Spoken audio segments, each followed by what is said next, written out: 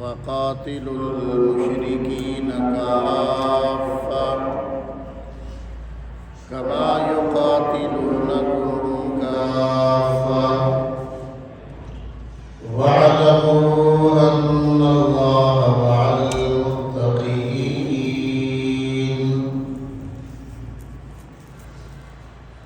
وعن أنس رضي الله تعالى عنه قال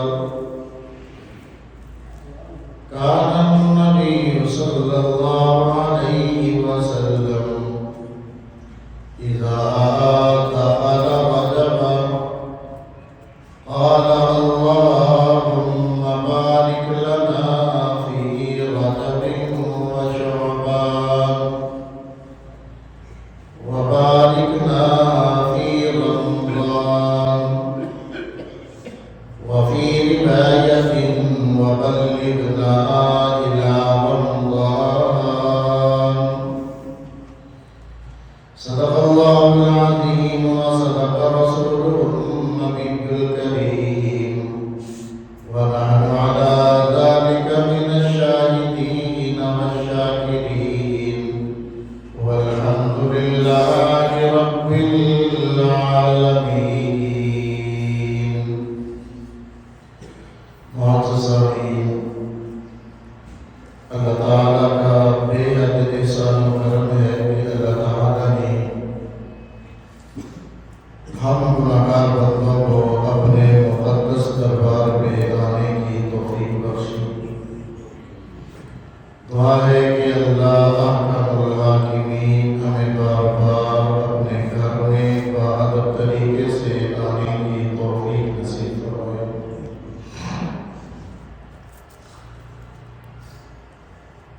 अल्लाह ताला ने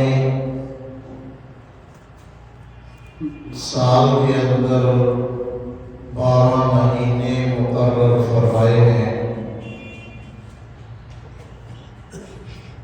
اور یہ اللہ کا نظام اس وقت سے ہے جب سے اللہ نے زمین و آسمان کو پیدا کیا، اور سال کے 12 مہینوں کی تعداد یہ لوح محفوظ میں بھی لکھی ہوئی ہے۔ ان 12 مہینوں میں سے اللہ تعالیٰ نے 4 مہینوں کو حرمت والا، عظمت والا بنایا کہ ان 4 مہینوں کی تعظیم اور حرمت جب سے یہ دنیا کا نظام بنا ہے اس وقت سے چلی آ رہی ہے۔ 3 مہینے تو لگاتار ہیں، ذوالقعدہ، ذی الحجہ اور محرم۔ 4تھا مہینہ رجب کا ہے، جس کو تاریخ میں رجب مضر بھی کہا جاتا ہے۔ تو ان 4 مہینوں میں سے یہ رجب کا مہینہ ابھی شروع ہوا ہے، تو یہ رجب کا مہینہ ان مہینوں میں سے ہے جس کی عظمت، جس کی حرمت اللہ تعالیٰ نے ابتدا ہی سے رکھی ہے۔ حضرت ابو بکر رضی اللہ تعالیٰ عنہ فرماتے ہیں کہ حجۃ الوداع کے موقع پر رسول پاک صلی اللہ علیہ وسلم نے اپنی آخری خطبے میں جو باتیں ارشاد فرمائیں، ان میں سے ایک بات آپ صلی اللہ علیہ وسلم نے ان مہینوں کے بارے میں بھی ارشاد فرمائی۔ فرمایا کہ اے میرے صحابہ، زمانہ گھوم کر اسی حالت پر آ گیا ہے جس حالت پر اللہ تعالیٰ نے اس کو بنایا تھا، اور اللہ تعالیٰ نے سال میں 12 مہینے مقرر فرمائے۔ ان 12 مہینوں میں سے 4 مہینوں کو اللہ تعالیٰ نے عظمت اور حرمت والا بنایا۔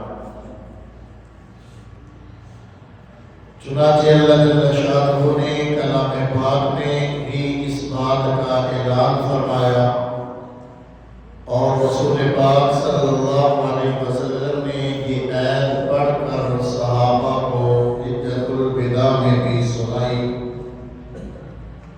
فرمایا اللہ جل شانہ کا اعلان ہوتا ہے، ان عدت الشہور عند اللہ 12 شہرا،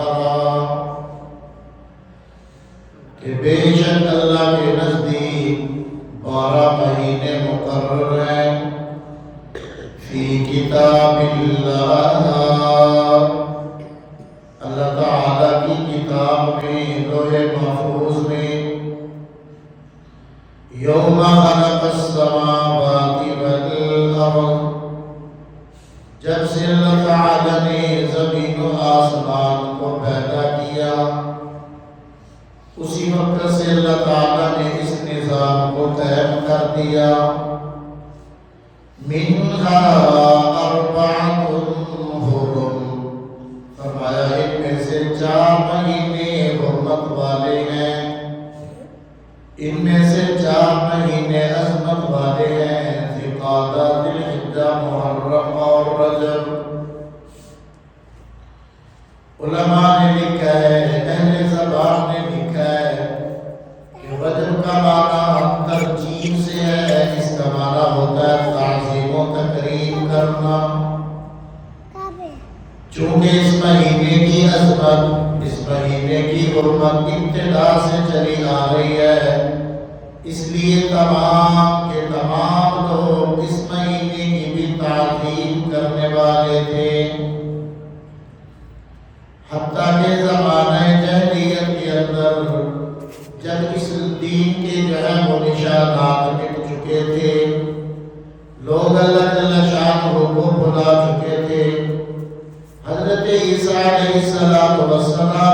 والی بات سے دور جا چکے تھے، اس وقت بھی لوگ ان مہینوں کا احترام کرنے والے تھے۔ اللہ تعالیٰ نے فرمایا منہا اربعۃ حرم، کہ ان میں سے 4 مہینے حرمت والے ہیں۔ پھر اس کے ساتھ آتا ہے کہ رجب مضر، اس لیے کہ قبیلہ مضر عرب کا ایک بہت بڑا قبیلہ تھا جو اس مہینے کی بہت زیادہ تعظیم کرنے والا تھا۔ اس قبیلے کے اس مہینے کی زیادہ تعظیم کرنے کی وجہ سے، زیادہ احترام کرنے کی وجہ سے اس مہینے کی نسبت ان کی طرف کر دی گئی، اور ان کے اندر مشہور تھا رجب مضر، قبیلہ مضر کا رجب۔ تو اس کا ایک معنی تعظیم و تحریم کا بھی ہے، اور ایک معنی اس کا ڈرنے والا بھی ہے، ڈرنا۔ چونکہ اس مہینے میں لوگ اللہ جل شانہ کی عبادت کرتے ہوئے ڈرا کرتے ہیں، عبادت گزار لوگوں کے دلوں میں اللہ کا خوف اور اللہ کا ڈر قائم ہو جایا کرتا ہے۔ جو جس قدر اللہ کے قریب ہوگا، اسی قدر اس پر اللہ کا خوف غالب ہوتا جائے گا۔ اس لیے ایک مقام پہ اللہ جل شانہ علماء کے بارے میں فرماتے ہیں انما یخشی اللہ من عبادہ العلماء، کہ او میاں اللہ کے بندوں میں سے جو علماء ہیں وہ اللہ سے بہت زیادہ ڈرنے والے ہیں۔ تو عبادت کرنے والے لوگ، اللہ کے قریب ہونے والے لوگ، اللہ کے خاص بندوں پہ اللہ کا خوف غالب ہوا کرتا ہے۔ چونکہ اس مہینے میں عبادت لوگ کیا کرتے تھے، اس مہینے میں عبادت کے ذریعے لوگ اپنی عادت کو مستحکم کرنے کی کوشش کیا کرتے تھے۔ ابھی سے عبادت کی مشق شروع کر دیا کرتے، تاکہ جب رمضان المبارک کی آمد ہو تو صحیح معنوں کے اندر اس مہینے کی بہاروں کو حاصل کر سکیں۔ تو آؤ نا میرے بھائی، یہ مہینہ عبادت کرنے کا ہے، اللہ کی نافرمانیوں سے باز آنے کا ہے۔ اس لیے اللہ جل شانہ بھی اعلان فرماتے ہیں، فرمایا فَلَا تَظْلِمُوا فِيهِنَّ أَنفُسَكُمْ، کہ اے میرے بندو ان مہینوں میں اپنی جانوں پہ ظلم نہ کرو۔ اللہ کی نافرمانی کرتے ہوئے اپنی جانوں پہ ظلم نہ کرو، اللہ کے احکامات کو توڑ کر اپنی جانوں پہ ظلم نہ کرو۔ تو ان 4 مہینوں کے بارے میں 2 حکم تھے۔ ایک تھا کہ ان مہینوں میں جنگ کرنا، لڑائی کرنا وہ منع کر دیا گیا تھا ان مہینوں کی عظمت اور حرمت کی وجہ سے۔ چنانچہ رسول پاک صلی اللہ علیہ وسلم کی آمد سے پہلے بھی جو جنگیں جاری ہوتی تھی وہ اس مہینے میں جنگیں بند ہو جایا کرتی تھی، ہر طرف سے امن و امان ہوتا تھا۔ اس لیے ایک مہینہ، اس مہینے کا ایک نام گنگا اور بہرا بھی آتا ہے۔ شیخ عبدالحق محدث دہلوی رحمہ اللہ فرماتے ہیں کہ اس کو گنگا اور بہرا اس لیے کہتے ہیں کہ اس میں لوگ اپنے ہتھیاروں کو روک لیا کرتے تھے، لوگوں کے کانوں میں ہتھیاروں کے چلنے کی آوازیں نہیں جایا کرتی تھی، لڑائیاں بند ہو جایا کرتی تھی، جنگیں رک جایا کرتی تھی۔ اس لیے اس مہینے کو بہرا کہا گیا ہے کہ لوگوں کے کان جنگی ہتھیاروں کی آوازوں سے بہرے ہو جایا کرتے تھے۔ تو ایک حکم ان مہینوں کے بارے میں یہ تھا، لیکن اب یہ حکم ختم ہے۔ دوسرا حکم تھا ان کی عظمت، ان کا احترام کرنا، اور یہ اب بھی باقی ہے۔ ان مہینوں کا احترام کرنا، ان مہینوں کی عظمت کو تسلیم کرنا اور ان دنوں کی تعظیم کرنا وہ اب بھی برقرار ہے۔ اس لیے اللہ جل شانہ فرما رہے ہیں فَلَا تَظْلِمُوا فِيهِنَّ أَنفُسَكُمْ، ان مہینوں میں اپنی جانوں پہ ظلم نہ کرو، اس لیے کہ جیسے کوئی دن عظمت والا ہوتا ہے، کوئی مہینہ عظمت والا ہوا کرتا ہے، اس میں عبادت کرنے کا ثواب زیادہ ہوا کرتا ہے، اسی طرح اس میں اللہ کی نافرمانی کا وبال بھی زیادہ ہوا کرتا ہے، اسی طرح اس میں گناہ کرنے کا نقصان بھی زیادہ ہوا کرتا ہے۔ اس لیے فرمایا کہ ان مہینوں میں اللہ کی نافرمانی کے قریب نہ جاؤ، کسی قسم کا ظلم کرنے کے لیے کبھی بھی آمادگی ظاہر نہ کرو۔ فرمایا ذَلِكَ الدِّينُ الْقَيِّمُ، یہی سیدھا دین ہے، یہی اللہ کی طرف سے تمہیں حکم دیا جاتا ہے۔ تو آؤ میرے بھائی، اللہ تعالیٰ نے ہمیں موقع دیا، ہماری زندگیوں میں رجب المرجب دوبارہ آ گیا، آؤ ابھی سے عبادت کی مشق شروع کر دیں، ابھی سے اللہ کے گھروں کو آباد کرنے کے لیے تگ و دو شروع کر دیں۔ اس لیے رسول پاک صلی اللہ علیہ وسلم جب رجب کا چاند نظر آتا تو یوں دعا فرمایا کرتے تھے اللہم بارک لنا فی رجب و شعبان وبلغنا رمضان، یا الہ العالمین ہمارے رجب کے مہینے میں برکت ڈال دے، ہمارے شعبان کے مہینے میں برکت ڈال دے، اے اللہ ہمیں رمضان المبارک تک پہنچا دے، ان مہینوں کی برکتوں کو حاصل کرنے والے ہم بن جائیں۔ تو رسول پاک صلی اللہ علیہ وسلم رمضان المبارک کی تیاری رجب ہی سے شروع کر دیا کرتے اور اللہ سے دعا مانگنی شروع کرتے تھے کہ اے اللہ ہمارے رجب اور شعبان کے مہینوں میں برکتیں ڈال دے، یا الہ العالمین ہماری عمر میں برکت دے دے، ہمارے وقت میں برکت دے دے، ہمارے مال میں برکت دے دے، ہمارے کاروبار میں برکت دے دے۔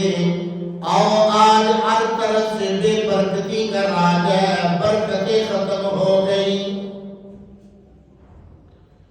آج مال و دولت کی کثرت تو ہے لیکن برکت نہیں، آج اولاد تو ہے برکت نہیں، آج مشینری دور ہے، فراغت تو ہے اس وقت میں برکت نہیں۔ پہلے لوگ جو کام مہینوں میں کیا کرتے تھے آج ہم وہ کام منٹوں اور گھنٹوں میں کر رہے ہیں، اس کے باوجود ہمارے وقت میں برکت نہیں۔ پہلے لوگ تھوڑے وقت میں زیادہ کام کیا کرتے تھے، تھوڑے مال میں زیادہ کام کر لیا کرتے تھے، آج نہ ہمارے مال میں برکت رہی نہ ہمارے وقت میں برکت رہی، اور نہ اللہ کے پیغمبر صلی اللہ علیہ وسلم ہمیں دعا تلقین کرتے ہیں اور فرمایا گیا ہے میری امت کے لوگوں تم بھی اللہ کی بارگاہ میں برکت کی بھیک مانگا کرو۔ اللہم بارک لنا فی رجب و شعبان، اے ہمارے اللہ ہمارے رجب کے مہینے میں برکت دے دے، ہمارے شعبان کے مہینے میں برکت ڈال دے۔ تو اللہ سے برکت مانگے، اللہ تعالیٰ سے جب دعا کریں تو رزق حلال برکتوں والا مانگا کرو، رزق حلال برکتوں والا مانگا کرو، اس لیے کہ جب رزق حلال بھی ہوگا، برکتوں والا بھی ہوگا، تو اس میں نورانیت بھی ہوگی، اور اللہ اس تھوڑے رزق میں آپ کے بہت سے کام کروا دیا کرے گا۔ آج بے برکتی ہے، برکت نہیں ہے، اس لیے رسول پاک صلی اللہ علیہ وسلم اپنی بعض دعاؤں میں یہ لفظ فرمایا کرتے تھے، بارک اللہ لنا، اللہ ہمارے لیے برکتیں ڈالے۔ جب کوئی تحفہ لاتا تو آپ صلی اللہ علیہ وسلم اس کے جواب میں بھی یہ کلمہ فرمایا کرتے تھے، بارک اللہ لکا، اللہ تیرے لیے برکتیں ڈال دے۔ تو نبی پاک صلی اللہ علیہ وسلم نے خود بھی برکت کی دعا فرمائی ہے، امت کو بھی تعلیم دی ہے کہ اللہ جل شانہ سے برکت کی دعا مانگا کرو۔ آؤ ہم بھی اللہ کے برکت کی دعا مانگا کریں۔ پھر ایک حدیث میں آتا ہے، نبی پاک صلی اللہ علیہ وسلم ارشاد فرماتے ہیں، اے میرے صحابہ، تم رشتہ داریوں کو ملانے والے بن جاؤ، اللہ تمہاری عمر میں برکت عطا فرما دے گا۔ تم اللہ کی بارگاہ میں التجا کرنے والے بن جاؤ، دعائیں کرنے والے بن جاؤ، اللہ تمہارے وقت میں برکت ڈال دے گا۔ آؤ ہم رشتہ داریوں کو ملانے والے بن جائیں، اللہ ہمارے اوقات میں، ہمارے مال میں، ہماری عمر میں برکتیں دے دے گا۔ آج ہم نے بے برکتی کے دروازوں کو کھولا، برکت کے لیے کبھی بھی تیار ہوتے نہیں۔ ہم نے وہ لائن اختیار کی، وہ رستہ اختیار کیا جس رستے سے بے برکتی آیا کرتی ہے۔ ہم نے برکتوں والے رستوں کو چھوڑ دیا، برکتوں والے اعمال کو چھوڑ دیا، برکتوں والی شخصیات کو چھوڑ دیا۔ اور میرے بھائی آؤ نا، اللہ کے پیغمبر ہمیں اللہ سے برکت مانگنے کی دعا کرتے ہیں، اللہم بارک لنا، اے اللہ ہمارے لیے برکتیں پیدا کر دے۔ تو ابھی سے رسول پاک صلی اللہ علیہ وسلم یہ رمضان المبارک کی تیاری ابھی سے کام شروع کر دیتے ہیں، اور فرمایا وَبَلِّغْنَا رَمَضَانَ، اے اللہ ہمیں رمضان المبارک تک پہنچا دیجیے گا۔ تو علماء نے لکھا ہے کہ اصل مقصد تو رمضان المبارک تک پہنچنا ہے، لیکن رمضان تک پہنچنا ہمارے اختیار میں نہیں ہے، کیونکہ زندگی اور موت تو اللہ کے قبضہ قدرت میں ہے۔ اس لیے فرمایا کہ اے اللہ ہمارے وقت میں، ہماری عمر میں برکت ڈال دے، تاکہ ہم رمضان المبارک تک پہنچ کر اس رمضان کی صحیح معنوں میں جو برکتیں ہیں، جو انوارات ہیں، ان کو حاصل کر سکیں۔ تو آؤ نا میرے بھائی، ہم ابھی سے مشق شروع کریں، اپنی عادتوں کو بدلنا شروع کریں، اپنا جو ہے وہ زندگی کا ٹائم ٹیبل بنائیں، اپنے زندگی کے رخ کو صحیح کریں، تاکہ اللہ کی طرف سے آنے والی رحمتوں کو ہمارا دل قبول کر سکے۔ رمضان المبارک کے آنے سے پہلے ہم اپنے دل کو اس قابل بنا لیں کہ اللہ کی رحمتوں کو، اللہ کی طرف سے آنے والے نور کو یہ قبول کر سکے۔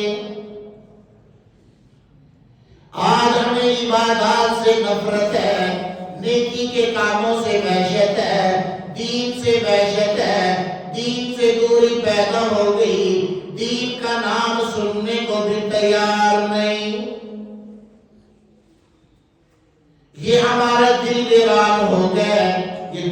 ویرانی کی علامت ہے، یہ دل کے سختی کی علامت ہے، یہ دل کے اندر اللہ تعالیٰ کی طرف سے جو دوری پیدا ہو گئی، آؤ اس کو دور کرنے کی ابھی سے کوشش جاری کریں،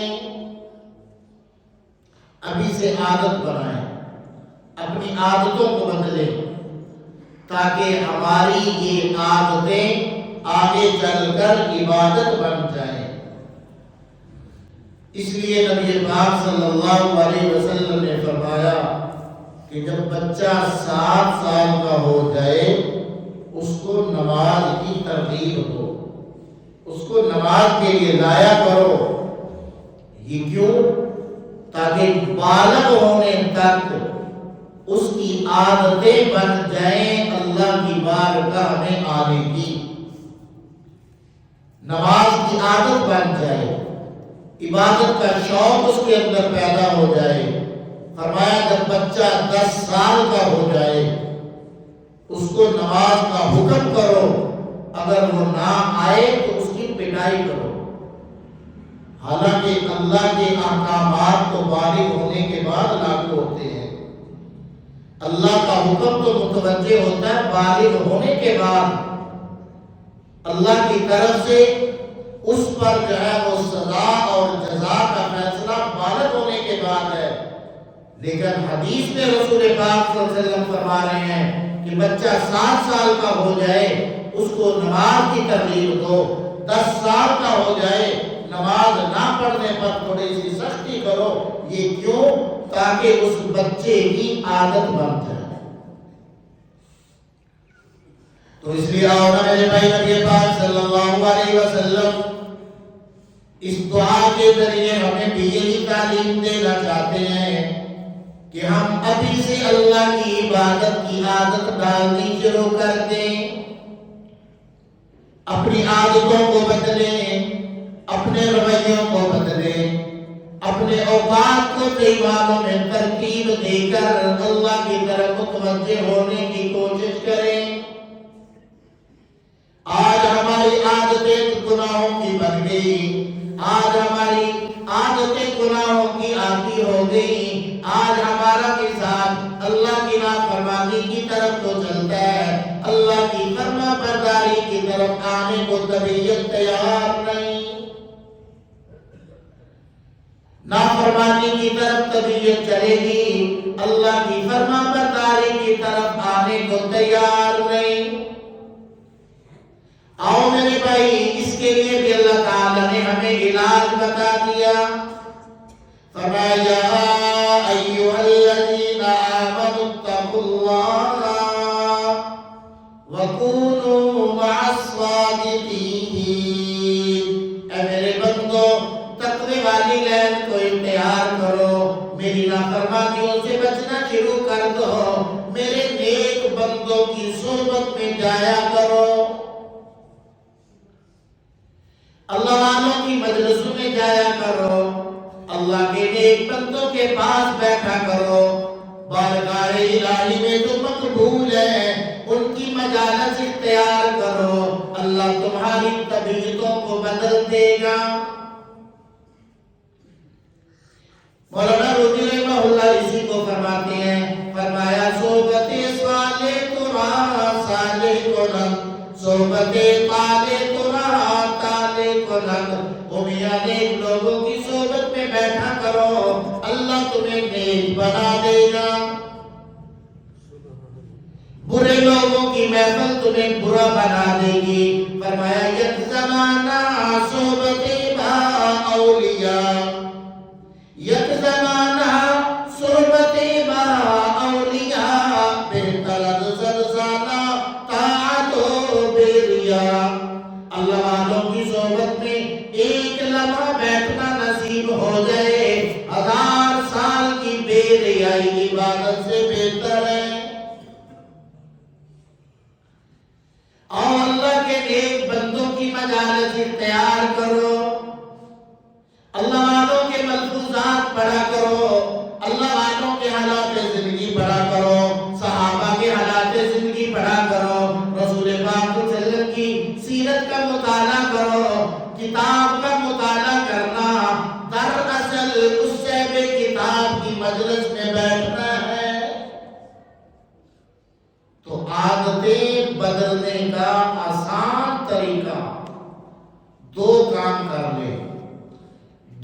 چیزوں کی وجہ سے انسان کی عادتیں بدل جاتی ہیں۔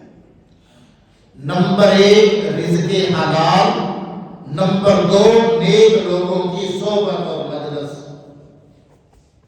آپ تجربہ کر کے دیکھ لیں، اپنی اولاد کے لیے تجربہ کر کے دیکھ لیں، جب رزق حلال جائے گا پیٹ میں تو ذہن اور طبیعت اللہ کی نافرمانی کی طرف نہیں چلے گی، اللہ کی فرما برداری کی طرف چلے گی۔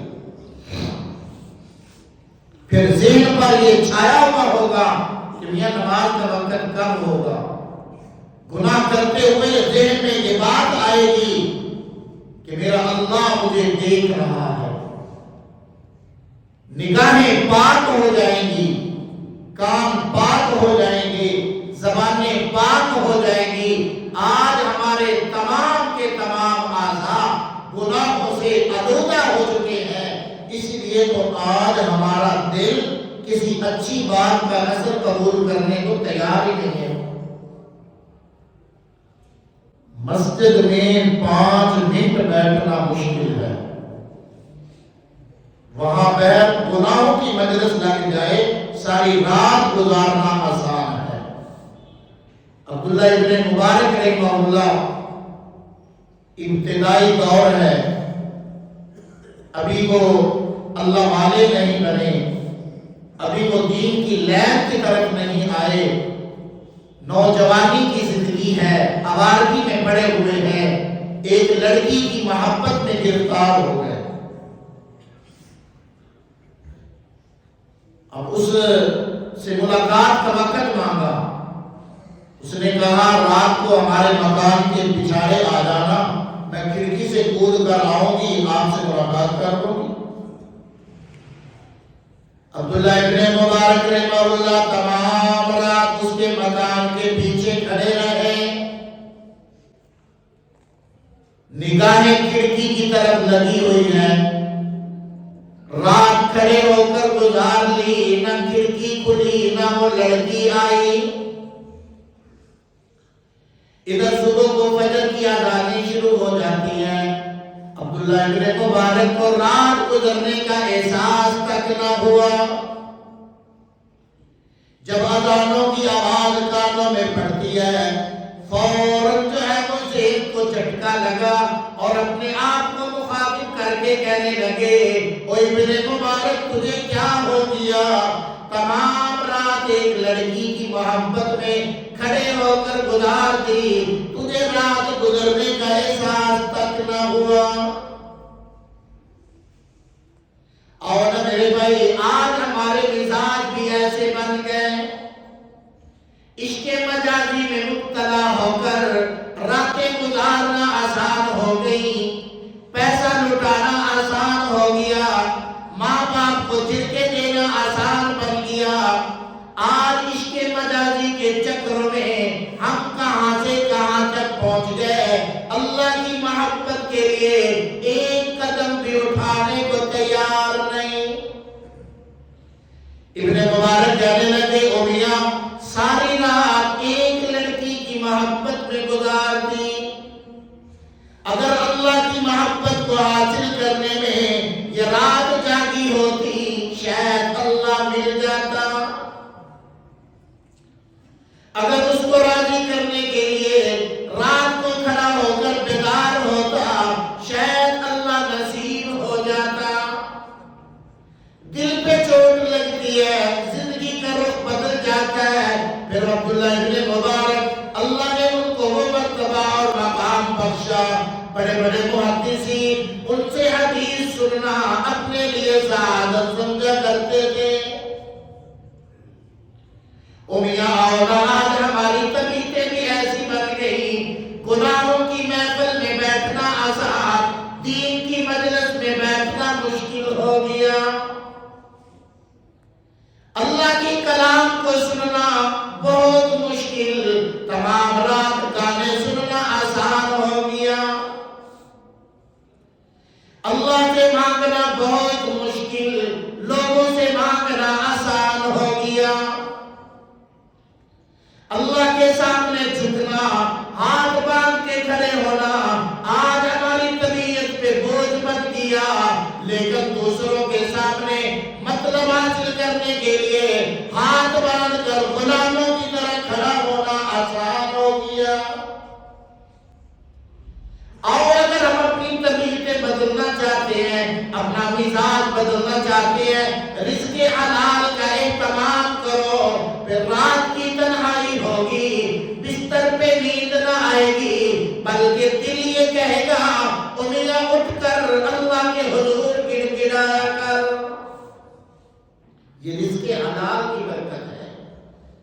تو میں نے عرض کیا کہ عادات کو بدلنے کے لیے ایک تو رزق حلال کا اہتمام کیجیے، نمبر 2 پر نیک لوگوں کی صحبت اور مجالس، صحبت کا بڑا اثر ہوتا ہے۔ آپ جیسی صحبت اختیار کریں